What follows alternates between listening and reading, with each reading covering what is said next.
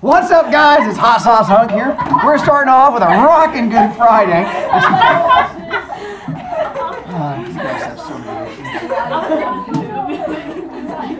It's Friday, if you couldn't tell and just smell it in the air. Welcome back to the 24th. So, with what we have coming up for you guys, again, I've had kids contact me about improving grade. One, go back and redo your speech if you want to, and you can redo that one if you did not do well. We have 2 quizzes coming up, one next week, one the week after, and then that's kind of the end of the 9 weeks. So those are the only early things to change your grade, otherwise we're kind of locked in. Does anyone else have good new camp stuff for me? No. Again, just checking. And then tie game was Valentine's Day because I forgot to do it before. We did have a kid in here get it for 2 points. Go you, 2-point kid. That was it. Yeah. Were there any fallout? I didn't. There was much less drama yesterday than I was assuming there was going to be as far as the thing. On the bus.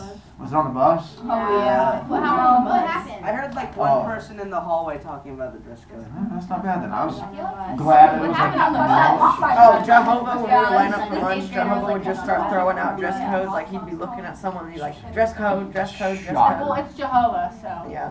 Shocker. Alright, well good. He's so I'm glad it was a minimal issue then. So by end of today, we will be down through 11, and we should be through like this part. Hopefully we'll get over there depending on how things go. As far as quiz on Monday, it's going to cover through here, and then the first couple questions up through there I'll probably make references to. So again, as we go through, by the end of that, you should have those parts filled in. If not, you talk to someone who was paying attention. Excuse me, let's see. Things we can check. What was the very first thing to exist? Chaos. What did chaos look like? Chocolate. What did chaos split to form? Mother Earth and Father Sky. That's Uranus and Gaia. Well, I said their names, so. Nicely done. I'm fine. And then they have the first set of children. Hecatonous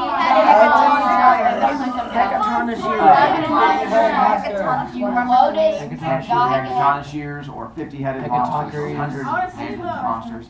How many were there? 3. What gender? Male. Nicely done. They're ugly. Let's go with, how many total hands did they have? 50. I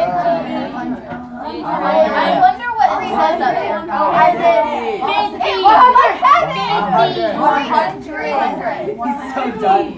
100 hands. Let's try this again. It says it on the board. How many of them are there? 3. How many hands did each one have? 100. So how many total hands were there? 300. Why was that so challenging? Friday. Yeah. So I'm sorry. It's a brain for a peanut. Other kids yelling loud wrong answers doesn't make them more right. It just makes them more louder and wronger. That was scary. And let's see. What was the drawback to the big ugly monsters? Big and ugly. Put them down. The dad couldn't stand to look at them. There you go. So what does he do to solve this problem? Put that in Tartarus. And that's where the Tartarus comes in. I don't know. We then get to the second race. Cyclops. Nicely done. How many of them are there? 3. What gender? Male. Nicely done. How many total eyeballs? 3. Oh my gosh. That was a little better that time. Nicely done. Steroids. Oh. Steroids. Wait, It says yeah, 50 where did headed. we get 50? It said handed. Head. It said handed. It said handed at like 95. Okay. Yeah, but it's also 50. So all I see is you saying, I'm sorry, Mr. Broviak, I'm wrong. Oh wait, it gave us the answer. It says 100-handed monsters. He literally said it gives us the Oh. to write it down. But it says headed on. Correct, because they had 50 heads. Yeah, but that says 100. Oh, yeah, that's because you didn't pay attention, so I get to make fun of you. Where I said that they go by 3 names, Hecatonous years, 100-handed monsters, 50-headed monsters, or Ugly babies. big ugly monsters. Ugly. Or Ugly. kids in class who don't pay attention and then get made fun of. Or what? Not in this class, but in other classes. Then what superpower or special ability did the Cyclops have? And what poor choice do they make with that power? Stab Big Papa. So what does he do? He puts them in the hole again. And what question does Ellery have? How do you spell that? It's kind of over there. I can't see. We're both blind. I can't see. It's hard to get RS.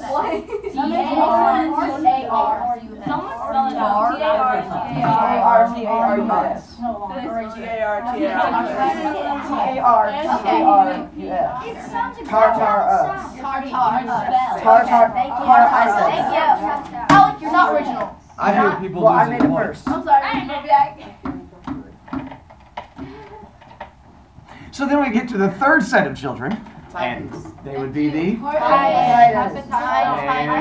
how many were there?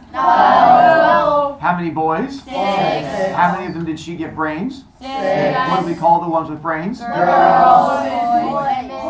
Boys. So the fact that when I asked that even the boys went grr boys is the fact that makes me like. I mean, they were right, but still. And then you guys try to fight back. Nicely done. And then we have the 6 boys, and then the 6 girls, and then how many total legs did they have? 24. Got a little better with the math that time. Nicely done. So then I think this is what.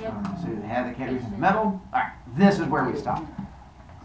So now we have the 12 Titans that are born. Father Sky is happy. Mother Earth is happy. Ish. We'll get to that in a moment. Titans are definitely happy, and one of the first things they decide to do is they want to build their own home or house in a place that allows them to be really close to mommy while also really close to daddy. So where would you build it so that you can be as close to your father as possible? A mountain. On top of a mountain. That way, you are really close to where your father is, but still in contact with mom, so you can talk to both of them. So they go and build their home on top of a mountain. This home is called Mount Olympus.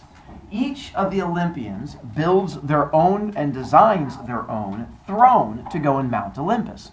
So how many thrones in Mount Olympus? 12. This is why there's only ever 12 thrones there, because the original 12 Olympians. They each build their own throne and set everything up, and things go well. They seem to be pretty happy overall. Till one day, Mother Earth calls all of the Titans, all 12 of them, up to Mount Olympus. And she says, we need to have a talk. And they come up there and go, what's up, Mom? She goes, so, I was talking to some friends. And they go, uh-huh. She goes, and they introduced me to a new phrase. And they go, what's that? It's the term grandbabies. And I go, ooh, what are those? And she goes, I'm not sure, but rumor is you guys have to give them to me. And they go, done! We're going to get on this. And so she goes, sons, you need to get married so that I can get some grandbabies. And so she tells her sons to go out and get married so that she can get some grandbabies, and then she become grandmother Earth, and everything's going to be happy. So the 6 guys decide to go out and get married, and they start looking around. And as they do, they go on Tinder, and it turns out there's only 6 people on there. It was a really basic app. Because who are the only 6 people they get to marry? Their sisters. So the 6 brothers start pairing up and finding the cutest sister. I don't know who paired up down here. I was able to find those. These, I don't know who it was, so you can use your imagination. So they all start pairing up, falling in love with the most attractive sister, and they rename the land they live in to Alabama. And so this is where they all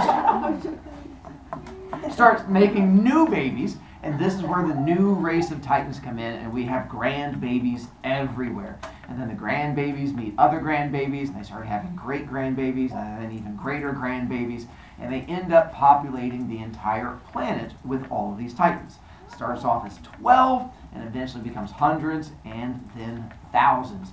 And things are going along pretty well. We now have babies, we have great grandbabies, and everyone should be happy, except for Mother Earth, who is not very happy. Mother Earth turns out that she's still grumpy because she still misses somebody. So who is she gonna miss? The Hecatonchus, Shires, and the Cyclops. Her original ugly babies. And she still thinks that ugly babies need love too. So she decides that she wants to have her ugly babies freed and returned to her. But someone is standing in the way of that. That being Father Sky. So she decides we're going to solve this Father Sky problem.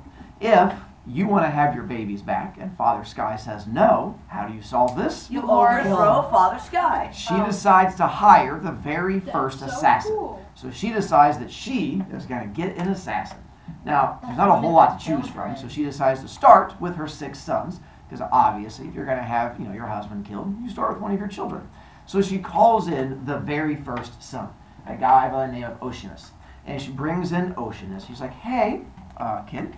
He's like, hey, Mom, what's up? She goes, so, question for you. He goes, yeah. What are your thoughts, hear me out, on being king of all the gods? He's like, oh, that'd be awesome. She goes, yeah. He goes, wait. Isn't Dad king of all the gods? She goes, he is, nothing. Here's the next part. What are your thoughts on killing your dad? He goes, I don't want to kill Dad. I love him. She says, oh, JK, knee slapper, send in your brother. And so she goes through each of the different titans, asking each one of them, what do you want to be king of the gods? Will you kill your father? Each one of them says no, until the youngest one comes in, a guy by the name of Cronus. And when Cronus comes in, Mother Earth again asks him, hey, would you like to be king of the gods? He's like, yes. And he's like, what about my dad? And she goes, well, you're going to have to kill your father, and you probably don't. And he goes, okay. She goes, what? He goes, yeah, sounds great. Like right now, I'm free for next. She's like, whoa, settle down, tiger. So Cronus agrees to be the one to kill and overthrow his father, as long as he gets to be king of all the gods. And he goes, so is there a reason why you want Dad to be overthrown, or are you just like tired of him? And she explains that he has older siblings that have been thrown into a pit and trapped, and she wants these siblings released. He is all for it. He's like, I agree. Trapping babies in a hole is horrible. They should definitely be freed. I am all over that. How do we make this happen? So she explains to him, the way that you do this is that I'm going to create for you a magical weapon that is powerful enough to hurt your father. Because normally nothing's going to hurt the Sky because they're too small. So I'm going to give you a weapon that will allow you to penetrate his flesh. The weapon she creates is a scythe. S-C-Y-T-H-E. Looks like this. And so she creates for him a scythe out of this metal called adamantium, which is thought to be the hardest metal or material to ever exist. Those of you who are fond of the Marvel movies, there's a guy on there named Wolverine, Schnickety. His skeleton is made out of adamantium. They used it in the Marvel movies as what was supposed to be his body and why it is so strong. So she gives him the scythe and says, what you're going to do is all you have to do is jump up and stab your father, and every time that you stab him, it should deal enough pain that you're going to chase him off the edge of the earth until he disappears. He goes, great. When do I get to start? Sorry, I get choked up at Father's Day. Sorry. And so she goes, all right. Every day it is thought that Father Sky comes down to give Mother Earth a hug. So you're going to do it when he comes down to give me a hug. So what time of day is it going to be? Morning. Which is like morning, but the opposite. Because you have sky, and when the sky comes down, that's nighttime, not morning. So he goes and hugs. That's cute. That's a little. That's the most adorable murder ever. That's so He's going to throw tragic. kittens at him. No, but like He's expecting to get hugged, but he's going to get stabbed. So cute. Yeah, well, until the next part comes in. So Cronus goes and hides behind a mountain and waits for his dad to come down. And that evening, Uranus comes down to give Mother Earth a hug. And he's like, come here, hon, let me give you some hugs because I'm adorable and cute like a kitten. And as he comes down, Cronus pops up from behind the mountain. He's like, "Papoing!" He's like, hey, Dad, how you doing? Uranus is like, I'm okay, but you look kind of creepy. And is there something behind your back? And he's like, yeah, just the sharp, pointy stick. And Uranus says, yeah, that's really creepy. So I'm gonna, and he just takes off running. Cronus goes, oh no, and runs after him. And it's like the best game of Super Mario Brothers ever. He keeps jumping off the top of mountains and going, and then chopping into his father. And every time he chops into his father, a chunk of Uranus comes flying off. And these chunks hit Earth, and every time they do, new creatures are formed. And they're going to show up in these later stories where they're going to refer to this moment of Uranus being overthrown as to why these other things are born. Some of them become gods, some of them become monsters, some of them are creatures. Cronus keeps chasing Uranus all the way to the edge of the sky. He's running and doing the choppy, running and doing the choppy, until eventually he chases him all the way to the very edge. So remember, the Earth is flat like a plate, not like a ball, until he finally gets Uranus all the way to the very edge. He's doing the wiggle arms, wiggle, wiggle, wiggle, wiggle, and Cronus is coming at him like Pac-Man. And then right before he gets to the final tucka tucka, and it starts to come down, Uranus puts up his hand and goes, wait! Cronus goes, what's up? And Uranus goes, before you attack me and kill me, I have a gift for you. Uranus is like, I love gifts. What is it? And Uranus reaches behind him and then pulls out a curse. And he goes, ah! And throws a curse at Cronus.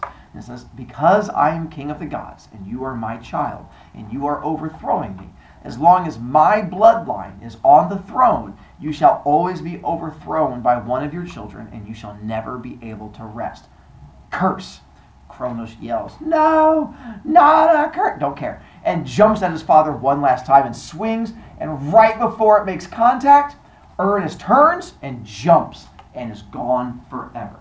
And most stories say that either he just floats off into space like an astronaut. Some stories say that he just like dangles underneath on like a little stalactite dangling down there. Some of them just say that he poof disappears. However you look at it, he's gone. And he is never seen in Greek mythology again. Cronus is now the king of all the gods. Yay.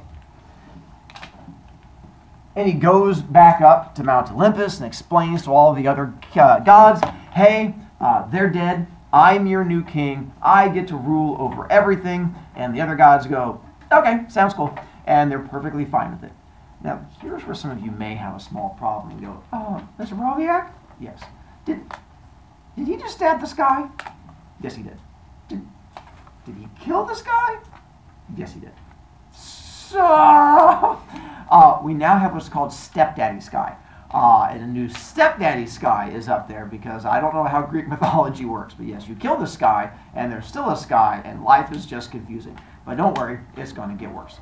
So, what was the whole point in Cronus overthrowing his father? So she can get her kids back.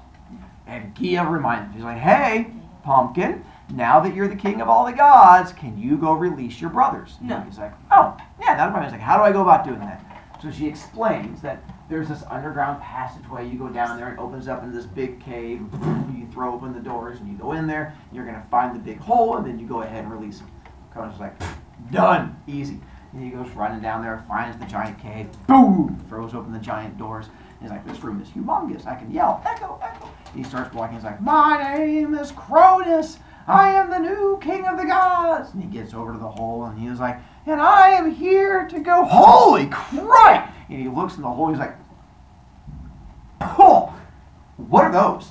And Mother Earth goes, those are your brothers. He's like, no, God threw up and you made them living. That is awful. He's like, there is no way I can release those things because everything on Earth is just going to be puking nonstop. Those can't come out of the hole.